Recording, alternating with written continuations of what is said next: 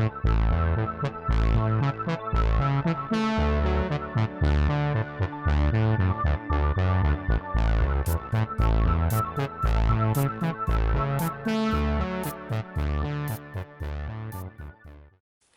everyone, welcome back to my channel. My name's Lorraine and I'm coming to you from Kent in the UK. So for those of you that are new to this channel, welcome. I have been working on different projects and this time round they are knitting, cross stitching and a little bit of latch hook. I have put in the description box timestamps to the different sections, so I will have a knitting section, a cross stitch section and a latch hook section.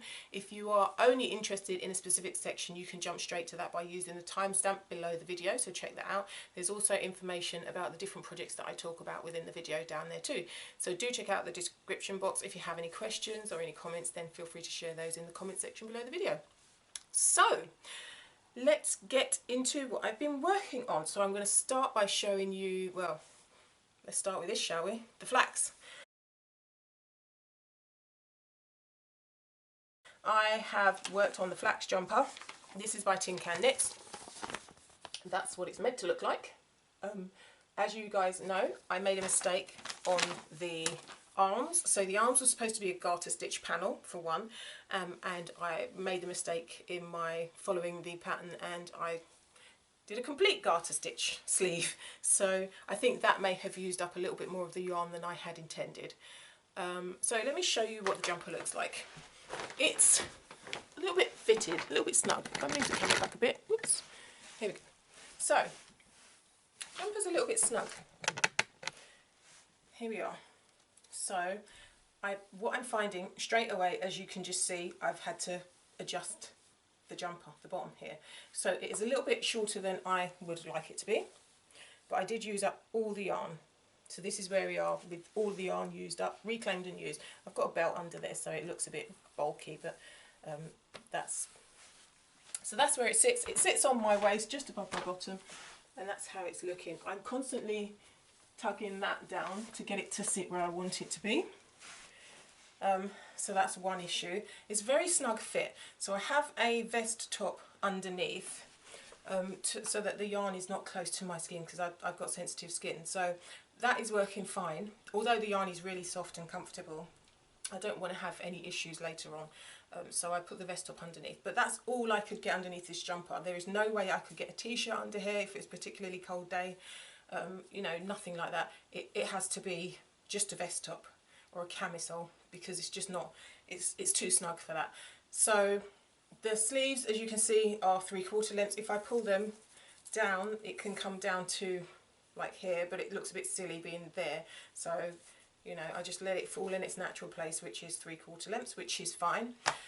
The neck, I'm okay with the neck. It's high. I think that if I were to do the flax again, I would probably want to do the short row shaping that is included with the updated pattern, so that the front is down here a little bit more comfortable for me and a little bit more my style. So I would do that.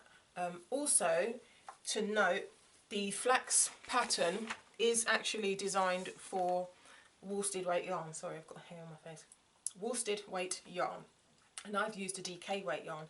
So that may be the reason for the sizing issues. If I had used a worsted weight or Aran weight yarn, it probably would have been a little bit more roomy, I think, possibly. I haven't sat down and tried to work that out. I've worked on, this jumper was made in the medium size, and I think that if I knit this again with a DK weight yarn, I'd probably want to go up to a large, just so I have a little bit more room around the jumper and it's not so fitted. I like a jumper to be able to fit a t-shirt underneath it or something else, you know. What else can I say about this? So also I've got these little funny peaks here. Not quite sure why I've got these bits here and how that happened, but I noticed that when I started doing the decreases for the sleeves, for the raglan, this is what happened. So I'm not sure if that will wash out, but it looks a bit, you know, you can see it, it looks a bit odd. So I haven't yet washed the jumper, so we shall see. If I put it down, it's not that obvious, but I mean I can see it and it's a bit weird. Not sure if it shows up on the back. because the issue is back and front. I've not decided particularly which side is going to be the front or the back. I just put it on and hope for the best, really. So that's that. So yeah, it is, I'm kind of not entirely convinced that it's something that I will definitely be wanting to hold on to in this format. I may decide to rip it out and make something else with it at a later point, but I haven't washed it yet, so I'll see what happens once I've washed it. Hopefully, I'm hoping that it will stretch a little bit more in the wash and be a little bit more relaxed, but we shall see. That's where I am. That's what happened with the jumper. So yeah, moving on, I finished a pair of socks. I showed these in the last video. So these are just an ordinary vanilla sock using my normal vanilla sock recipe and an opal yarn that I showed off in the last video. So this is what they look like. They are 72 stitch socks, and I've done an old Norwegian cast on, otherwise known as German twisted cast on, for the cast on edge, 2x2 rib for about 2 inches, and then I've knit the sock leg for as long as I felt necessary, and then I've gone into a heel flap and gusset with a slip stitch heel flap, and just knit down to the toe and made a rounded toe. The rounded toe looks like this. So yeah, so I'm pleased with this. The only thing that went wrong is that basically these were meant to be for my son, but after he tried on one sock I realised that I've too many stitches. I did a 72 stitch sock, and his foot is probably more like a 68 stitch or maybe 64. I could possibly get away with a 64 stitch sock for his foot. So these were a little bit baggy around the foot area and a little bit around the leg for him. So I'd need to go down a size and see how that works out for him. So these are going to be given to my brother instead, who I know these will fit perfectly. So yeah, a little bit of a disappointment there because I had wanted them to be for my son, but hey. That is all I have left over from this project, which I'm pleased about because I don't really like to have a lot of leftover yarn. If I'd have knit these from the toe up, I would have used everything, but yeah, didn't happen. So these will go into a scrappy blanket or something scrappy. So yeah, I'm pleased with these, and that's where I got to with that. So my last finished object for my knitting is the Giverny hat. As I mentioned in the last video, I had decided to use the Craft House Magic yarn that I showed in that video for this hat. That's the Giverny hat. I knit this in the black and decided that I was going to have a go at knitting it in the yellow to see if the patterns would show a bit better and if I could get the slouch correct on the hat. And I did. So this is Craft House Magic Walking on Sunshine colourway yarn. It's a superwash merino nylon base yarn, and I like this. This is the pattern. It came out really nice. I'm really happy with it. That's the crown. I'm really happy with the way this turned out. So with the black hat, I knit the rib using 3.5mm needles, and then I completely forgot to change up to a size 4. It's not in the pattern. The pattern says to use 1 needle size for the whole hat, but I like to do the ribbing of a hat in a slightly smaller size so it fits in more snugly on the rim, and then there's a little bit more give in the actual body of the hat. So I knit this in a 3.5mm needle, and then this bit in a 4mm needle, and the black one I knit all in a 3.5 by mistake, so that one had less slouch. This one has more slouch. So I posted a picture on my Instagram, but I'll try it on and show you. So this is what it looks like, and it has that slouch. Hopefully you can see that there. It has a lot more slouch in it, a lot more give, and I'm really pleased with the way it turned out. I'm not convinced that it is my colour, however, we shall see. I love the pattern. I may try and knit it again in a different colour for myself.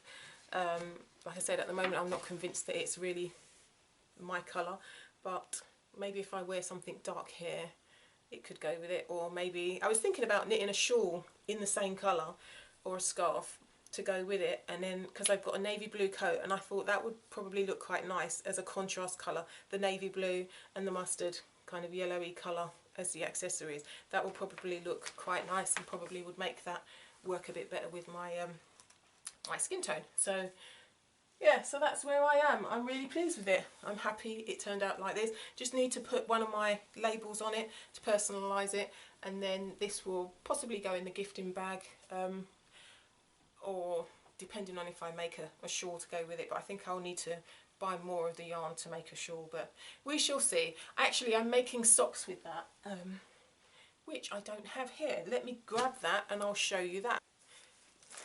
I completely forgot that I actually, after finishing the hat, I decided to make some socks with the yarn that I had left. So I mentioned a couple of videos back that I saw a pattern for some DK weight socks on the Pen Hook and Needles channel that Talia was knitting, and this is them, the Bavarian diamond sock. So I put these aside thinking, right, I'll knit those at some point, and then this week was that point where I felt like, let me see if this could work. Let's have a go. So that's the yarn. That's the Craft House Magic Walking on Sunshine yarn.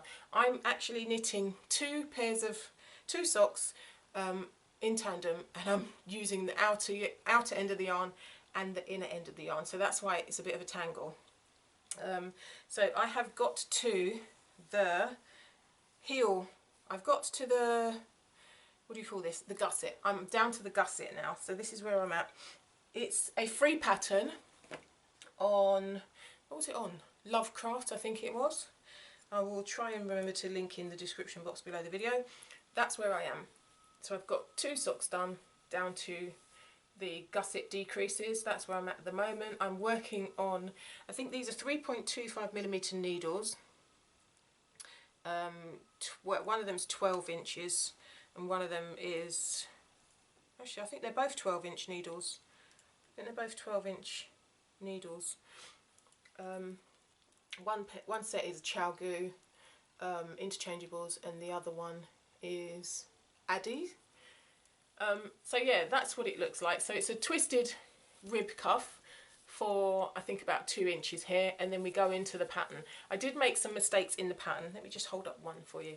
I did make some mistakes in the pattern in the beginning, but now that I've got into the swing of it, I know what it's supposed to look like, and I'm a little bit more comfortable with just working off of memory. So that's what it looks like. I'm really pleased with that. I'm hoping I'm going to have enough yarn to complete the foot on each sock that is big enough for my feet, my size 7s, but I'm not entirely sure. That's what it looks like. I'm really loving this. I really like the way they look. I haven't tried them on, so I actually was going to get my sock blockers and see how they fit in my sock blockers, but I'm hoping that they will be perfect for my feet. They look about right, but we shall see. I've yet to do that. If they don't fit me, I'm sure I know they will fit somebody else, but yeah, that's how much I have left to do the feet. So it's a little bit tense. I think I'll be playing yarn chicken with these, so because I've got big feet, size 7 feet, so we shall see. But yeah, that's where I'm at with this, and I'm really actually enjoying this. I can do this while I'm watching the TV because I've memorised the pattern. I can look at the pattern and know what I've got to do next row. I can predict what my next row is going to be from the pattern. So I think it's quite, what's the word? I can't remember that word that people use, but it's one of those that once you know and are familiar and comfortable with the pattern, you can predict what the next sequence of stitches is going to be. So yeah, so I'm pleased with that. I think that's it. That's all of the knitting. So let's move into the Latch Hook project. Just a quick update on that one. So for the Latch Hook, I showed it last time. This is the Latch Hook design. It was a project that was gifted to me for a birthday present, and I did a little bit. I haven't done a lot on it. My daughter did quite a bit, and then she seems to have run out of steam. But this week I picked it up and I've worked this corner here. So that's what it's looking like now. It still doesn't look much like a snowman yet. You can see the pre-printed design in the background there. But yeah, I've done this bit at the bottom here, I did that in an evening, and then I got a bit like, okay, enough now. Let's put it down, let's do some knitting instead. So yeah, that is all I've done. But I am working on it, and I do want to finish this and see what the end result is going to be like. So yeah, can't really, I mean, the only thing that's really annoying about this is that they come in these little balls like this, and if they get out, then you end up with like a great big mess like this. And our budgie seems to like playing with it and messing everything up. So yeah, we do get into a little bit of a mess with this. I did have to try and refresh my memory as to how the latch hook worked, because it had been a little while since I'd done it, and completely forgot how to do the hooking. So I had to remember, you know, refresh my memory as to that. But once I got into the swing of it, I got that little section done, and I'm pleased with that. I'll put that to one side because I'm not going to be able to fit all that back in the box. So let's move on to the cross stitching.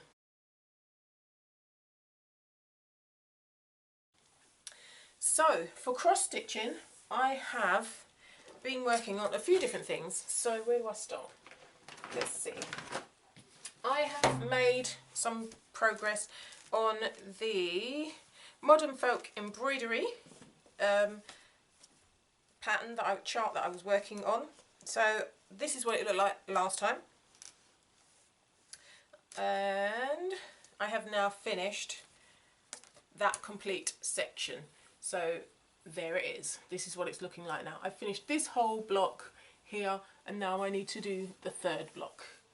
So yeah, it was the case that, as I mentioned in the video last time, I had to really concentrate on this section because my counting can go a bit awry, and so I decided to just work the pattern, work the design even downwards, and not try and fill in this and then fill in that and count there. And I just thought, you know what, start from your top and work your way down so you don't make any mistakes, and that seemed to work for me. Very little mistakes on that, and I'm really pleased with it. And now I can see what looks like a little squirrel coming up here at the bottom. I've done the bird over here. It was quite fun to knit. I got through it quite quickly to stitch. It was quite a fun stitch, this section, because there's a lot of detailing here. But there were blocks of, obviously it's blocks of blue, so I didn't have a lot of colour changing, so it went a lot faster just doing this bit downwards. And because I have been working it downwards, there was less need to be counting stitches to make sure placement was correct, because then I just followed the chart in that direction, and it was quick. Got that done pretty quickly. So yeah, I'm really pleased with that, and now I shall work on the next section. So yes, so that's one project. Then I have also made some progress on, which one should I show you? I've done a little bit of stitching on Life is an Open Book London. Not a whole heap, but I have done a little bit on this. So this is what it looked like last time. And here we are now. So I've been working in this section, and I've gone across a couple of boxes here. So I think last time it was like that. And now I'm doing the steps downwards again to try and finish here. I've got a little bit of colour coming up here, so I've moved into a section of blue, which was quite exciting to work on. And I've got the front of a roof here that's starting to show that stitching there. But I've been less reaching for this chart for this project. I haven't reached for this very much. I've done a bit on it, but I haven't reached for this as much as I've been reaching for my other non-full coverage projects over the last week or so. So yeah, this is Life is an Open Book London. The designer is Aimee Stewart, and it's charted by Heaven and Earth Designs. It's worked on 25 count, easy guide, and I'm stitching it 1/1. So that's where I'm at with this one. Just put it like that.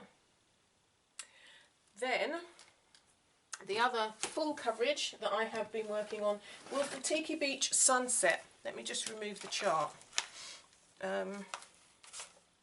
This one, I had been desperately trying to get it up to where it was before when I messed up with the colouring and the threads last time. So you would have seen the last update, and I'd got quite far on this, but my threads arrived and I've filled in a couple of the missing threads on this. So this is where it was last time round, and this is where we are now. I've gone, I think I've gone a row of boxes down here. I've filled in this section here is new. You've got more flowers coming through here, and I've filled in some of the gaps at the top. Not quite sure what these are because I've put this down for about a week now, while I work on my non-full coverage projects, but that's where I'm at with that. I'm pleased with the way it's looking because it is actually starting to look like the picture, which is great, and it's quite motivating. So this is stitched on 18 count Easy Guide Aida. I'm working this 2/1, and I've been enjoying the fact that the coverage is a lot fuller on this, I feel, than my 1/1 on 25 count, but I can see this without using magnification. I do use my light sometimes, depending on what the brightness is going on at the moment at that time, but I can stitch on this without magnification, so I like that fact, and so that has drawn me to this project more than the Life is an Open Book London recently. And I'm working it in blocks of 10 diagonally generally, until the mood takes me not to. So that's where I am with this one. That is Tiki Beach Sunset, designed by Aimee, Stewart, and charted by Heaven and Earth Designs. So, not the last, actually, what have I got here? I have also been working on Bothy Threads London, which is this one. I showed this last time. I've made quite a bit of progress on this and I'm really pleased with it. So this is where it was last time. And, excuse the threads, but this is where I'm at now. Let me fold that back. So this is where this piece is at now. You can see I've filled in all of this section here. So this is going to be a page completion here. Once I've filled in the gaps, there are a couple of gaps up here. Once I've filled all this in up here, then that will be a page completed, and then I will move upwards and finish the top section. But yeah, I've filled in the train, I've done the road here, I've done that car, I've got part of the Millennium Dome here. I'd like to see a completed bus because it looks a bit weird just having like this bit and no roof on the bus. So my aim is to complete the bus, and then I will feel a great sense of achievement. But I am nearly at a page finished. There's just a couple of stitches up here that need to be done, and then that is a page finished, and then back stitch the lettering on the bus, and that's that. So yeah, making good progress on this. This is worked on, I think it's 16 count Aida. It's a 16 count blue Aida, ice blue Aida, and it's stitched 2/1, and this is part of a kit. So yeah, so that's where I'm at with that one. I'm rushing through because my battery is getting low now. The last cross stitch project that I have worked on over the last few weeks is another Bothy Threads. This one is Swimming School. So this is the turtles. I've done quite a bit on this. Last time round I think I'd only done the head and part of the body here. So I will insert a picture of where I was last time. And this is where I'm at now. You can see quite a lot of progress on this. I'm really pleased with how this one's been working up. I've been working on this quite a bit because it's minimal colours and it's quite a relaxed stitch. So you can see I've done that flap fin, what do you call this bit? This part of his body, and I've done the under bit of his body here underneath his shell.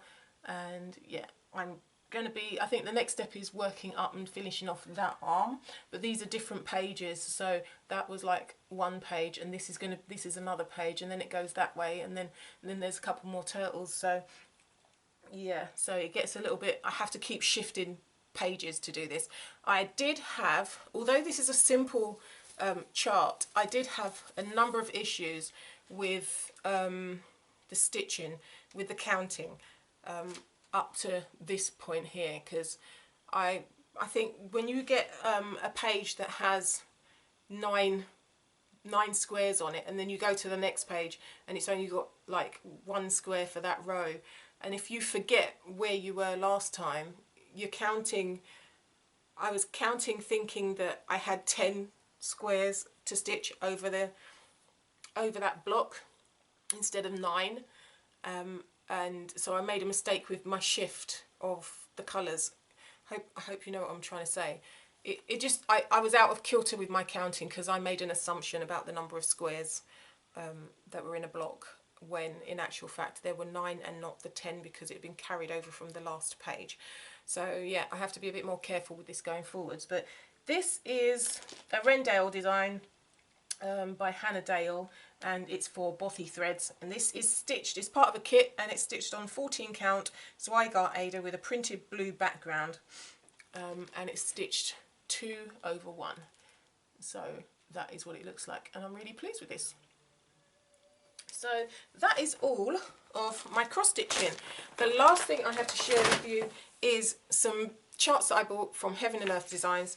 Don't know why I bought them. I think there was a sale on, and I thought, right, I'm going to go on there. I'm going to purchase some charts for future stitching projects. So I picked up, I like beach scenes, you can probably tell, and I seem to be very drawn to Aimee Stewart's artwork. So I picked up a Story Keep Beach Bliss by Aimee Stewart, Heaven and Earth Designs. That's what it looks like.